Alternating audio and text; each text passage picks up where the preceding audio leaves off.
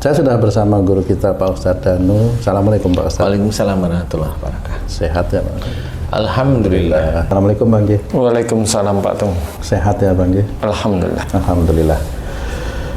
Pak Ustadz dan Bang J, para pemirsa dimanapun berada, kali ini saya akan membahas lagi masalah yang baru-baru ini ada di media sosial atau di televisi mengenai artis itu Pak Ustadz ya. Dia lagi ada masalah dengan suaminya, terlihat di media sosial itu berdarah Pak Ustadz, dari hidung keluar darah gitu, seolah-olah dihajar gitu, seolah-olah ya. Kita juga tidak tahu persis karena pemberitaan itu begitu banyaknya sampai memang mereka akan ke masalah hukum. Nah itu biarlah itu mereka nanti yang mengurus.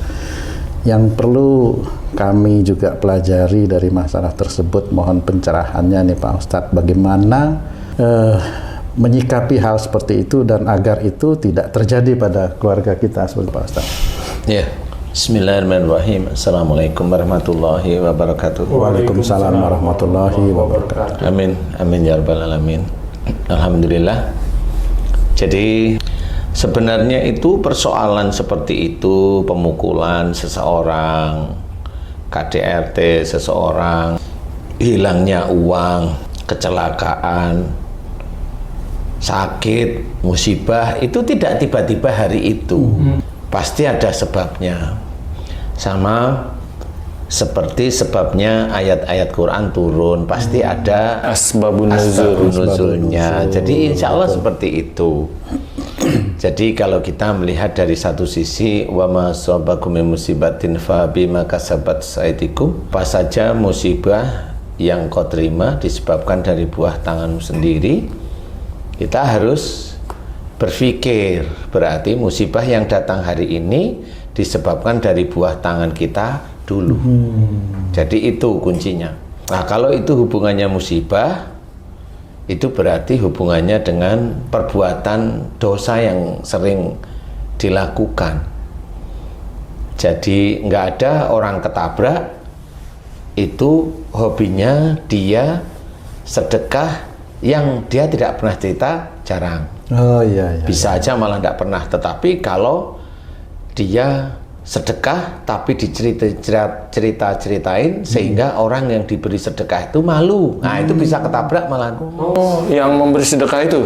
Iya, karena dia mempermalukan orang lain yang ditolong. Nah itu seperti itu tetap perilaku yang dimana Rasul mengajarkan kalau memberikan sedekah itu ibaratnya tangan kanan memberi, tangan kiri tidak melihat, tapi malah orang-orang itu kebiasaan seperti itu. Nah, sama orang itu juga kalau bersumpah kepada Allah itu yang baik. Insya Allah saya Muslim, ya bersumpahlah yang baik seperti itu. Bersumpah dengan membaca La ilaha illallah, tidak ada Tuhan selain Allah, yang baik. Jadi kalimat itu harus dimengerti artinya apa, sehingga kita hanya menyembah kepada Allah Ta'ala, bukan kepada patung umpamanya, bukan kepada tanda, atau menyembah kepada lampu merah ya, seperti itulah ya. Kenapa saya harus cerita seperti ini? Agar orang pada umumnya dan juga orang Muslim, khususnya orang Muslim itu paham bahwa musibah itu disebabkan dari buah tangan kita. Jadi harus itu difahami dulu, itu Allah yang menceritakan.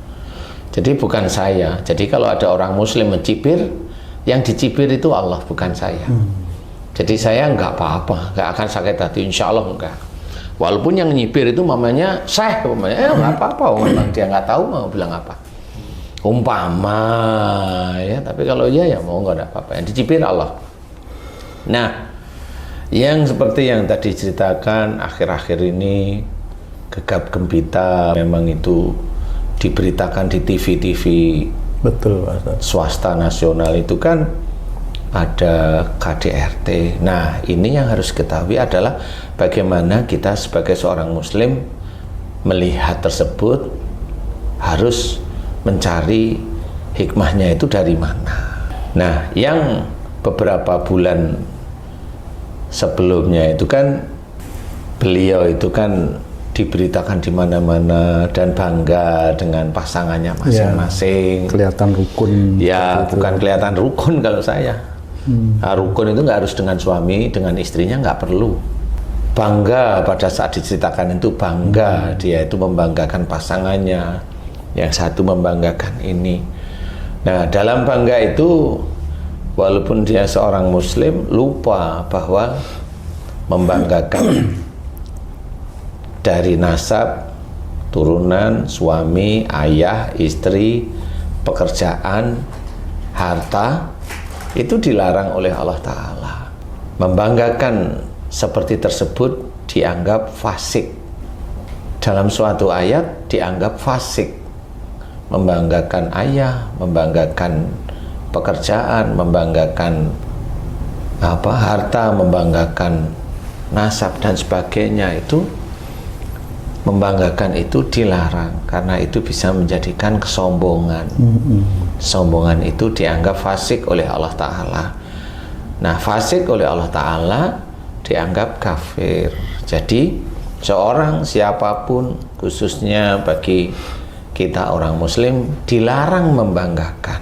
Apalagi mamanya dalam suatu pernikahan kan nggak tahu pasangan atau calon pasangannya itu baik apa enggak. Betul. Kan kalau artis itu kan biasanya yang kelihatannya wah, atau artisnya atau gantengnya atau cantiknya seperti itu. Nah, kalau yang mau dinikahin itu hanya seperti itu, ya rata-rata jebol itu nanti. Rata-rata jebol. Banyak dari teman saya yang menikah di depan Ka'bah, beberapa bulan langsung pisah. Banyak seperti itu. Dia cerita, wah saya itu menikah di depan Ka'bah, ini disaksikan ini. Saya dengerin aja, nggak apa-apa. Nggak, oh iya, oh ini enggak. Saya nggak mau ikut euforia seperti itu, karena saya paham. Dia hanya membanggakan bahwa dia bisa menikah di depan Ka'bah. Boleh nggak itu? Oh silahkan, nggak ada persoalan. Tapi yang jadi persoalan itu biasanya membanggakannya. Itu yang akan jadi persoalan. Mau menikah, yang jelas ya mau di sungai kayak mau di tengah laut kayak silahkan, mau di masjid silahkan. Tetap boleh-boleh saja asal di tempat yang baik, yang layak lah ya. Nah, kalau membanggakan ini terus-menerus dan beberapa bulan itu kan santer diceritakan pernikahan itu seperti begitulah ya. Mendengar waktu saya lihat cerita itu kan sampai senyum. Ini mau ada apa ini kok ya, bangga banget ya. Nah, disitulah mulai bertanya mau ada apa ini di dalam pernikahan itu. Kalau membanggakan, nah istilahnya pernikahan itu ya sekufu, istilahnya sekufu itu ya selevel, segrade. Jadi yang bagaimana yang wanitanya juga bagaimana laki-lakinya itu ya mirip-mirip aja. Nah, disitulah mulai kelihatan kalau kemarin membanggakan ya dilihat ibadahnya bagaimana yang wanita, yang dilihat juga laki-lakinya ibadahnya bagaimana oleh Allah Ta'ala, sehingga Allah mengizinkan itu akan terjadi sesuatu, sehingga ya itulah kalau membanggakan tidak boleh. Kayak mamanya ada orang tua membanggakan anaknya yang pandai, ya itu nanti dibalik anak yang pandai itu jadi nggak nurut sama orang tuanya. Seperti itu kasus seperti itu banyak sebenarnya.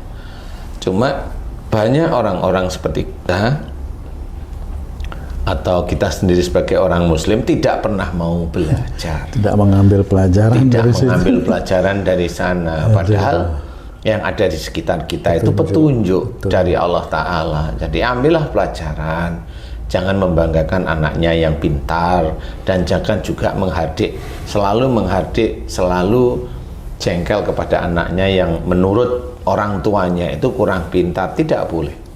Anaknya yang cantik jangan dibanggakan dengan merasa anakku yang cantik sekali, tidak boleh. Anakku yang ganteng sekali, nggak boleh.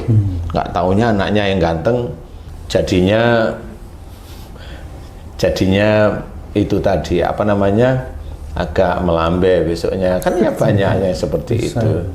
Banyak kasus-kasus seperti itu. Jadi kita harus belajar tidak boleh seperti itu dan kita hanya mengikuti cara-cara Rasul yang berakhlak yang baik.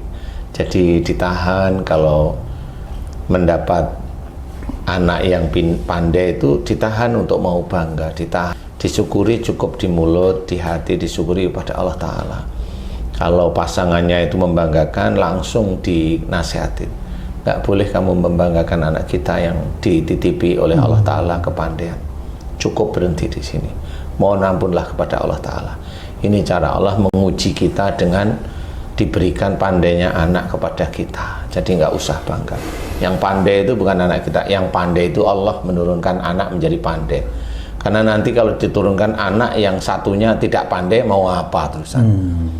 Ya itu juga pandainya Allah menurunkan anak yang tidak pandai kepada orang tersebut. Kan sama, itu tetap pandainya Allah aja. Kita harus belajar sebagai seorang muslim, jangan membanggakan sesuatu yang bukan milik kita. Jangan membanggakan sesuatu atau malah bersumpah, oh orangnya ini baik, dia soleh, dia soleha. Nggak perlu, biasa aja.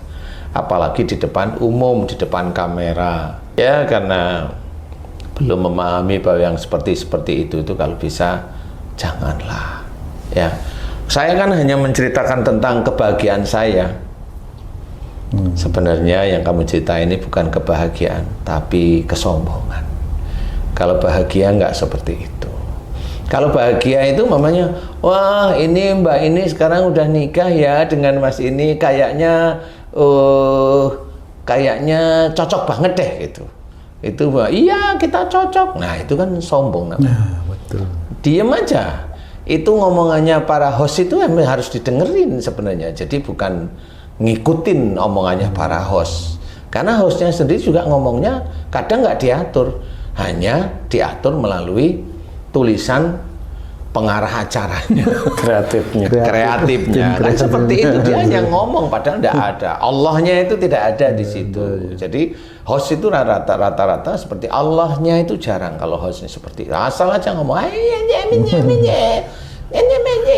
gitu, itu udah Allahnya sudah jarang. Jadi jawabannya memang harus jelas. Ya alhamdulillah saat ini kita sudah menikah, ya mudah-mudahan jodoh. Cukup aja lah seperti itu, mudah-mudahan aja. Lah kan baru berapa hari, berapa minggu kan nggak tahu. Wong baru mau menikah aja udah ribut dengan EO-nya kan begitu. Jadi ya tinggal nunggu aja bomnya kapan meledak gitu aja. Kalau saya sih gitu-gitu melihatnya.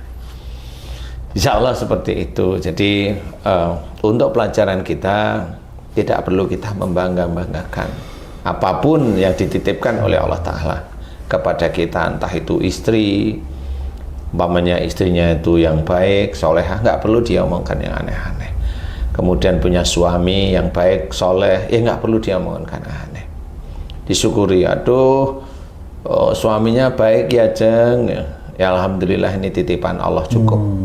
Ya yang aneh-aneh nggak usah, apalagi ada kamera di depan itu, nggak usah yang aneh-aneh karena itu bisa menjadi lupa. Kalau orang yang sudah lama nggak di depan kamera kemudian di syuting dengan kamera itu kemudian lupa sehingga ngomong nggak karu-karuan. Itu harus, jadi jangan membanggakan anaknya yang memang dititipi pandai, jangan membanggakan hartanya yang memang itu dititipi dari Allah Ta'ala. Bukan karena harta ini kan jerih payah saya. Nah udah sombong dia dah. Ya tinggal nunggu aja nanti anaknya bagaimana hasilnya. Bisa aja nanti ya begitulah anaknya yang grogotin orang tuanya, kemudian orang tuanya sakit nggak sembuh-sembuh, itu kan begitu-begitu. Karena dulu nggak taunya nyari hartanya itu haram, diambil aja milik orang lain. Ya sakit nggak sembuh-sembuh, itu memang mau dihabisin hartanya oleh Allah Ta'ala. Apakah itu membayar harta yang haramnya dia? Enggak. Apakah itu dikurangi? Enggak. Jadi kalau hartanya, umpamanya dia punya harta umpamanya 10M, kemudian dia sakit, untuk membayar sakit itu dia hilang 8M umpamanya. Apakah 8M itu melunasi bayar? Enggak. 8M itu digunakan untuk dia berobat, berarti kan harta itu dia pakai sebenarnya. Dia pakai. Kecuali harta 8M itu diambil orang lain dicuri. Nah, itu dia nggak bertanggung jawab. Harusnya dia bersyukur, alhamdulillah dicuri. Gitu. Karena kalau dia mau mengembalikan ke masyarakat dia malu, kan gitu ya. Dicuri langsung alhamdulillah, istrinya yang mulu dicuri 8M kok alhamdulillah. Daripada saya ngembaliin malu, kan gitu ya. Mending dicuri udah alhamdulillah, kan gitu ya. Nggak taunya besok pencurinya lagi. Ambil lagi yang 2M, selesai alhamdulillah. Nah, itu berarti dia dibersihkan di titik itu, ya kan? Jadi harus hati-hati. Jadi pada saat kita dititipi sesuatu oleh Allah Ta'ala, entah itu harta, entah itu anak, entah itu pekerjaan, jangan bangga. Ustaz, balik ke ide awal tadi tentang mana tadi, ini pasangan muda, pasangan baru ini sebenarnya, walaupun sudah pengalaman sebenarnya, tapi ini yang baru kedua orang ini sudah pernah menikah. Oh iya, iya. Dianggap ini pasangan baru lah, karena masing-masing bertemu tuh jadi baru. Nah, biasanya pasangan baru siapapun akan terjadi semacam penyesuaian dalam hak dan kewajiban suami dan istri, Ustaz. Biasanya kalau si istri mementingkan haknya, kewajibannya tidak. Begitupun suami mementingkan haknya, kewajibannya ditelantarkan. Nah, di pasangan baru ini apakah terjadi juga seperti itu, Ustaz? Misalnya si suami minta haknya, si istri dituntut kewajibannya, tapi si istri mengutamakan haknya, melalaikan kewajibannya. Bisa juga seperti itu, Ustaz? Iya, karena sudah pengalaman itu sendiri. Pengalaman karena sudah pernah nikah, berpisah itu kan pasti ada masalah. Benar. Dua-duanya juga seperti itu. Nah, masalah itu sebenarnya kalau beliau-beliau itu belajar menjadi seorang muslim yang taat itu kan belajar ya. Kenapa dulu saya pisah? Nah, rata-rata orang itu pisah itu selalu dia pinginnya merasa benar. Nah, itu nomor satu. Sehingga pengalaman dia itu sudah pernah menikah tidak menjadikan ilmu baru kepada dia untuk berevaluasi atau untuk muhasabah sebenarnya. Jadi kalau dia menikah ya diterapkan ada cara-cara beliau dulu itu ya diterapkan aja pada saat menikah baru. Nah, yang dulu juga sama. Kalau mamanya yang dulu itu mamanya dia itu pengennya diladenin istrinya, istrinya ngikut sama dia. Itu lupa bahwa yang begitu itu salah kalau mamanya.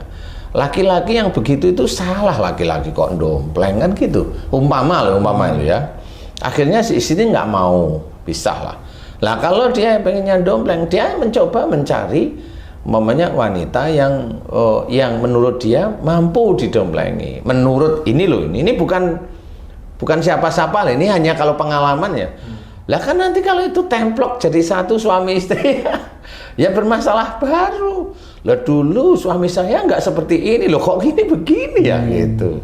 Yang si suaminya juga begitu loh, dulu istri saya ngikut sama saya, keinginan saya ikut. Lah sekarang kok begini lah, sama.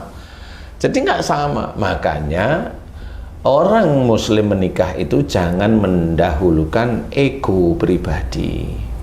Jangan mendahulukan egoisme pribadi, kemudian tuntutan. Dahulukanlah syariat sebagai seorang suami mendidik istrinya menjadi istri yang soleha, sebagai seorang istri menjadi makmum dari suaminya, kan seperti itu. Nah, di situ kan ada tugas masing-masing. Tugas masing-masing inilah yang harus dikerjakan oleh masing-masing baik suami maupun istri. Gitu. Kalau saya punya istri, ya istri saya. Kalau bisa kamu nggak usah kerja, kan gitu kalau saya. Insya Allah ya saya penuhilah yang kamu inginkan umpamanya. Nah, kalau umpamanya saya sebagai suami tapi ngawur, kalau bisa yang kerja istri saya, lah kan ngawur saya namanya. Lah istri yang begitu siapa yang kuat kan gitu umpama loh ya, dikuat-kuatin kan nyimpen marah, nyimpen jengkel, nyimpen macem-macem. Kalau enggak ya nanti stroke istrinya kan gitu ya. Kalau punya suami kayak lintah begitu kan, kalau saya seperti itu kan istri saya stroke lama-lama. Sayang sih sayang, tapi suami saya kok gundelin saya terus. Lah stroke istri saya. memanfaatkan. Nah, kan gitu. Jadi nggak bisa seperti itu. Jadi tanggung jawab mereka itu punya tanggung jawab masing-masing yang harus dikerjakan. Kalau saling bantu boleh, suami membantu istri boleh, istri membantu suami boleh. Karena kalau memang kita itu ingin kita menjaga diri kita dan keluarga kita di api neraka itu ya diawali dari situ. Jangan nikah itu maunya, oh saya nikah itu pingin uangnya itu, atau saya pingin saya dibiayai itu, nggak bisa. Habis itu nanti pernikahan seperti itu akan hancur. Kalau nggak ada Allahnya hancur. Biasanya hancur lah. Kalau nggak hancur stroke. Kalau nggak stroke kanker, udah gitu-gitu aja. Nah, itu diawali dari suami istri sebenarnya. Kalau si suaminya keras, kaku, istrinya kanker pasti. Rata-rata gitu. Nah, dia nggak mau pisah karena dia nggak kerja, suaminya yang kerja, dia nggak bisa pisah. Kalau pisah nggak punya uang. Nah, kan dia mending saya sama suami, uang apa-apa kebutuhan saya dibutuhin. Cuma memang itu suaminya keras, kaku, otoriter. Nah, kanker dia. Mendem jeruk. Simpan marah. Ya kurang lebih seperti itulah sih. Jadi intinya adalah tugasnya masing-masing itu harus dikerjakan, tapi bagi laki-laki tetap harus itu yang mencari rezeki itu ya emang laki-laki ya. Ustadz, tadi Ustadz katakan dalam rumah tangga ya apapun harus ada Allahnya, dan Allahnya ini betulkah setiap rumah tangga itu harus mempunyai orang yang dimintakan nasihatnya dan lain-lain sehingga setiap ada perselisihan ujungnya tidak dengan KDRT? Gimana, Ustaz? Bisa memang, kalau dalam Quran itu diceritakan bahwa jika ada suami istri yang berselisih memang harus ada hakam, harus ada orang yang bijak lah istilahnya untuk menengahi. Dan menengahi itu tidak menyuruh untuk pisah sebenarnya. Jadi masalah pisah itu serahkan sama si suami dan istri lah, dia yang mengalami lah ya. Kalau ia menjalankan, kalau sebagai penengah ya tidak bisa. Sehingga memang itu harus ada orang yang bijak lah untuk menengahi persoalan-persoalan sehari-hari. Apa saja harus ada Allahnya, mengajak istri baik, mengajak suami baik, apa semuanya dikerjakan karena Allah. Jadi dengan seperti itu nanti keluarga itu akan tercermin dari hidayah demi hidayah dan diberikan oleh Allah Ta'ala, sehingga keluarga itu insya Allah ya kelihatan adem ayem biasa, ya kayak orang biasa, walaupun itu kekuatan ibadahnya itu kuat namanya, tapi ya biasa, karena memang jarang muncul kesombongan di dalam keluarga itu, karena memang selalu dibina oleh orang tuanya, khususnya sebagai ayahnya sebagai imam, dilarang kamu sombong kayak gitu, harta ini milik Allah. Jadi si anak-anak itu ngikutin, insya Allah seperti itu. Sebagai contoh, orang tuanya juga dilarang kamu sombong, tapi memang orang tuanya nggak sombong. Nah itu kan jadi satu, semua mengikuti aturan Allah. Jadi umpamanya sebagai orang tua jangan hanya nyuruh aja, tapi orang tuanya nggak jalanin, itu ya salah juga, dosa juga. Karena itu nyalai firman Allah, kabura maqtan indallahi an taqulu ma la taf'alun. Jadi kemurkaan Allah, kemarahan Allah amat dekat dengan orang yang menyuruh orang lain berbuat baik tapi dia tidak menjalankan. Itu ya sebagai orang tua ya di situ kenanya, sebagai imam ya di situ kenanya. Jadi harus hati-hati. Kalau kita sebagai orang tua harus hati-hati beneran. Jadi belajar untuk menjalankan apa yang diajarkan oleh Rasulullah Muhammad SAW dalam sunnahnya, juga dalam Quran. Itu kita harus belajar lewat situ, sehingga kalau kita menjadi imam itu imam yang soleh di hadapan Allah. Jadi bukan soleh di hadapan manusia, di hadapan Allah. Karena di hadapan manusia kan banyak ya, banyak maksudnya itu ya, soleh di mata manusia itu kan belum tentu soleh di hadapan Allah ya. Ya insya Allah kurang lebih seperti itu ya Ci. Pak Ustadz, bagaimana sebenarnya seorang istri atau suami itu, seorang istri harus menuruti keinginan suami ya, saya pinjam tadi ya, haknya suami itu ya sejauh mana sih sebenarnya, dan sejauh mana juga seorang suami itu jika dia mau menuntut sesuatu untuk dilayani oleh istrinya itu, bagaimana Pak Ustadz? Ya itu menurut saya sih nggak perlu diceritain, itu udah ketahuan lah ya. suami umpamanya datang pulang, istri nawarin mau minum, mas ini itu normal-normal aja lah kalau istrinya juga paham. Kecuali istrinya umpamanya diem aja duduk, nah itu harus ngomong suaminya, kasih tahu. Mah, Jeng, Neng, tahu suami datang kayak gini, mbok ya ditanyain kek, Kang, mau minum apa? Itu kan lebih enak. Betul. Kan gitu. Tanggung jawab itu sebenarnya itu kita ngobrol sama pasangan itu boleh, bisa. Kalau ada sesuatu yang harus dikerjain bersama, bisa. Kalau pasangan ini memang karena Allah, enggak kok yang iri-irian itu enggak ada, insya Allah ya.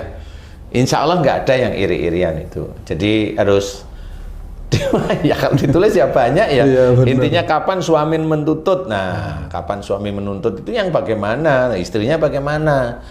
Kalau momennya istrinya itu sudah sibuk dari pagi gini-gini mau menuntut yang bagaimana? Kan juga harus mikir juga. Iyalah ya, hanya istri apa, hanya suami, begitu-begitu sudah normal lah itu. Apa sih? Masa saya sebutin di sini? Berarti membangun pengertian itu dengan komunikasi. Iya, komunikasi. Jadi memang harusnya keluarga itu harus bicarakan yang baik, bukan euforianya. Wah, saya dapat ini artis, saya dapat, jangan seperti itu ya. Jadi betul-betul serahkan sama Allah. Kalau dia taat kepada Allah Ta'ala, pasangannya nggak taat, pasti ada hal yang menyedihkan, ini nggak jadi nikah. Itu sekufu itu seperti itu. Iya, seperti itu. Jadi seperti itu. Jadi itu cara Allah. Makanya ayo kita didik anak-anak kita, istri kita, atau suami kita mendekat kepada Allah Ta'ala agar keluarga kita memang mengerucut pada titik temu nanti di akhirat, yaitu surga. Karena kita kan pingin pasangan kita ketemu nanti di surga, jangan sampai pasangan ketemu di neraka. Karena apa? Yaitu KDRT itu kan nggak ada ketemunya. Jadi ganti dia nikah dengan orang lain, begitu lagi lah. Kapan dia menjadi seorang yang taat pada Allah Ta'ala? Nggak bisa. Hanya harus belajar pada guru yang baik lah istilahnya ya. Ya mudah-mudahan cerita tentang artis yaitu Mbak Vena dan Mas Ferry ini menjadi kita itu berpikir. Jadi jangan kita sebagai suami banyak menuntut pada istri di mana istri tidak mampu sebenarnya. Dan juga sama istri jangan banyak menuntut pada suami jika suaminya dilihat juga tidak mampu. Serahkan sama Allah Ta'ala, doakan yang baik pasangan itu di hadapan Allah, sehingga kita sendiri juga pancernya seperti itu. Lalu melihat pasangan kita ngomong, bukan omongan pasangan kita yang kita dengerin, tapi omongan pasangan saya itu salah nggak di hadapan Allah, sehingga adanya di otak kita itu hanya evaluasi. Istri saya ngomongnya wajar, cukup. Anak ngomong dengerin. Ngomongnya wajar, cukup. Anak ngomong dengerin. Nggak boleh ngomong seperti itu, ngomong sama orang tua seperti itu dosa. Jangan, minta maaf sama sana, minta maaf sama ibumu. Sana minta maaf sama bapak. Seperti itu kan ngajarin. Insya Allah ya, insya Allah. Jadi hikmahnya nggak boleh membanggakan. Intinya tidak boleh membanggakan. Jelas kayak atau nggak jelas kayak jangan dibanggakan. Banggakan aja Allah Ta'ala dengan bertasbih, memuji Allah, itu boleh, silahkan kalau itu.